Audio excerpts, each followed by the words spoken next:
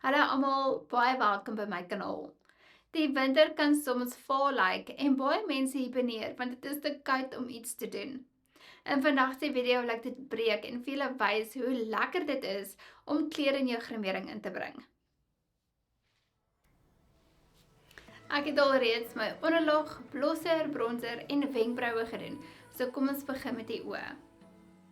Die concealer gaan vir ons 'n skoon oppervlak gee en enige rooi aartjies verbloem.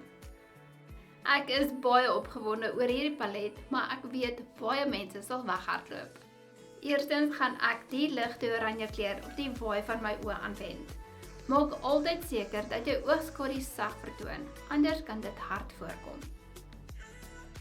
Daarna gaan ek 'n donkerder oranje op my ooglid aanwend. Hierdie kleure het 'n sterk pigment, so jy het nie baie produk nodig nie. Ek blend ook die warm oranje mooi in die ligte oranje in, amper soos 'n sonsak. Met 'n vloeibare oogomliner gaan ek 'n dun lyntjie trek op die boonste ooglid.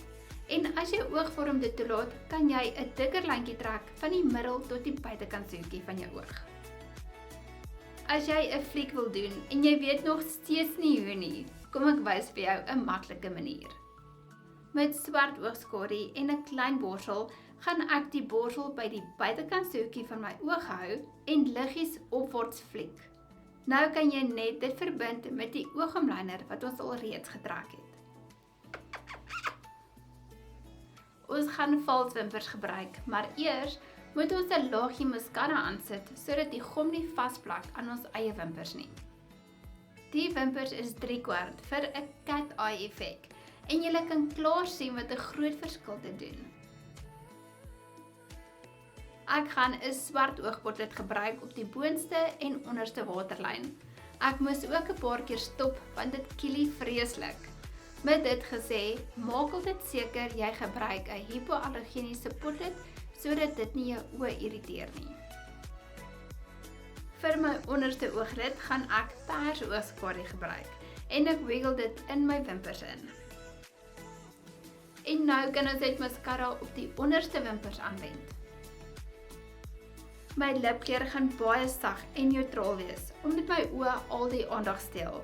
So ek omlyn my lippe met 'n ligte bruin kleur en gaan effens dit versprei vir 'n ombre effek. Daar is eindelose maniere hoe om jou ooggrimering te doen en ek hoop ek kon vandag vir jou inspireer om bietjie meer kleur in jou grimering in te bring. Vir meer raad en inspirasie, gaan volg my gerus op Instagram, Makeup by Annelies. Tot volgende week, totsiens.